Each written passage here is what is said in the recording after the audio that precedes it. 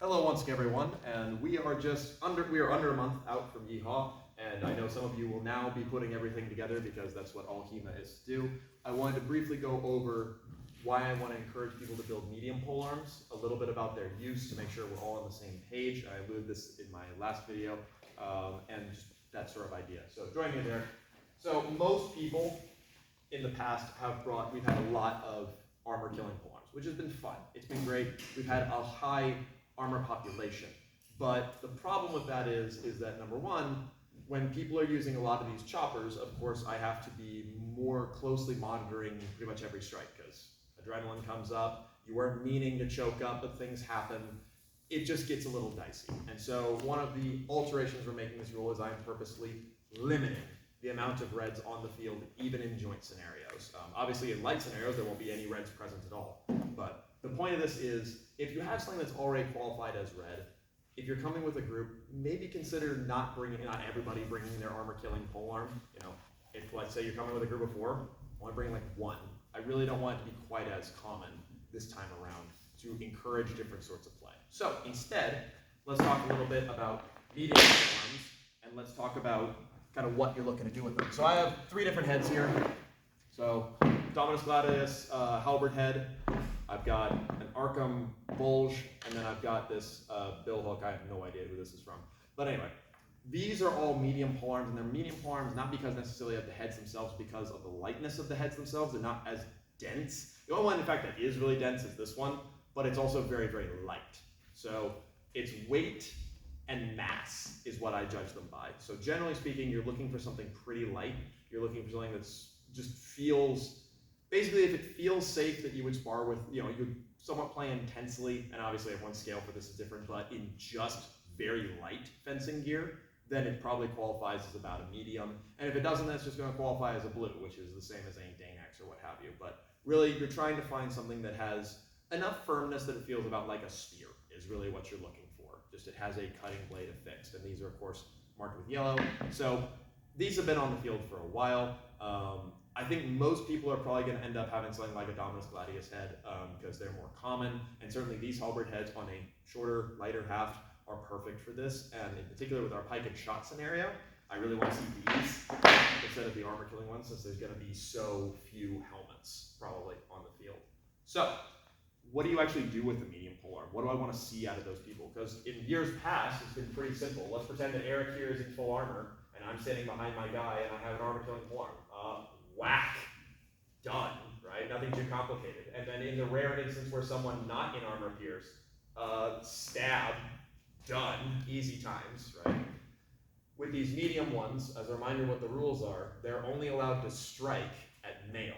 And again, go back, watch the video on the different armor levels so you understand what I mean by striking at nail. Okay. Generally speaking though, you're not gonna have opportunity to cut at people a whole lot with these. What the cutting at nail is really meant for with these is, I'm a medium, half armored guy with this, and Eric runs up to me and he's just got a halberd on. Okay, well, I'm not gonna be cutting his head, but I can threaten his body now with this, and that changes that dynamic. Because if I am just trying to outthrust him, we're kind of on even terms. But having that cut changes things. It's meant to be, I can cut down the one step above chaff or other half armored people. So in particular, a lot of people that wear a breastplate and they have male sleeves, well, now I can cut those sleeves and kill them. Now, with that in mind, Eric, hold your forearm out and move your tip over a little bit there, right? That does not mean, oh, he's got mail on, I can cut him here. I don't want to see that, right? It's only the mail itself that you're cutting at. So again, generally speaking, just don't even bother trying to kill people with cuts with these. That's not the purpose. So what is the purpose of them? The purpose of them is to use them as a tool, right? You should really think of yourself more like a fireman, right? So I find myself in a scenario where I'm up against Eric. Binding that up is giving someone else time, right? I have a lot more of a useful tool than he does, and they all set up my thrust depending upon what I want to do. Maybe he just did a big thrust at my buddy next to me, right? No sir, right? There's a lot of opportunities for things like that. Hoisting up, pulling down, doing all those sorts of things. And not to mention as well, something else people really forget, Eric, hold your thrust out like you're stabbing me. Okay, now obviously he's not at full extension right now, but just a little trick. By just putting my hook on his arm, he can't reach me anymore. And I have a much better chance to shove him back than he has a chance to shove into me. That's really, really useful. I've even mentioned the idea in the past of what I call the bishop, which is He's fighting someone and you've got people next to him. Use this hook to move things diagonally, like a bishop attacking across the thing. I might miss there, but it doesn't matter. Point is, it's a great sweeping tool. This is what I want to see the halberdiers doing. And that's what we see a lot of, especially in the pike and shot scenario. These guys are like taking heads off pikes once or suppressing them. That's what we want to see. Am I taking heads off pikes? That doesn't mean like his pike is up in the air somewhere and I'm going, shit. I'm talking more like someone else has already pinned it down and I'm destroying the pike. I digress though. You're not going to be worrying about that. But the point is, it's more of a tool than it is anything else. Or if I'm running up against people, who have smaller weapons, this is quite a thing to run against, right? I've got a spear that can hook. That's dicey for pretty much everybody to go up against. It can tangle with the grape sorters, it can tangle with the shieldmen. It's really a good all-around tool. And there are going to be a couple people dedicated halberdiers to protect the inside of that pike block. But even during the campaign, same idea. You're the hookers, you're the changers, you're the ones who are looking for opportunities to suppress things. Okay, so what about cutting? Because we all want to cut with them. I still am allowing you to cut. The trick is how you cut. Eric, please hold your spear out. Go ahead and give me a long grip. Okay. You are allowed to cut through things to deflect them. So all of your 4 deflects, that's up, that's down, that's down, that's up. You are permitted to do that. As long as you're focusing on clearing the weapon like a percussive parry. So I did up here. As long as I make sure I'm thrusting, not cutting at him, that's totally fine. And in fact, being able to move through that will buy you time. I fill a hole in the line, and I just start covering some area. He doesn't want to try and thrust into that, because I'm protecting myself the whole time.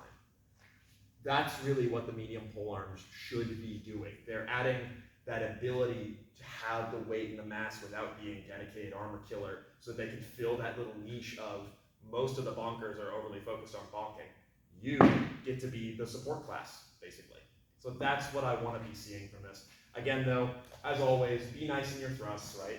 Especially with the Dominus heads, they're pretty damn stiff. So if you have one of these, please don't plumb thrust. It hits like a freaking truck, right? And Eric knows. Eric is not going to ignore that, even if he's in nail. So it really fulfills its purpose a lot better there. Make sure your heads are well fixed, and obviously bring them up and we'll mark them accordingly. But thank you very much, Eric. And thank you all very much. If you're looking to build a utilitarian polearm, consider the medium route. Otherwise, just bring a spear. Less bonkers this year for more exciting fights. But we'll go over some other techniques and equipment another time.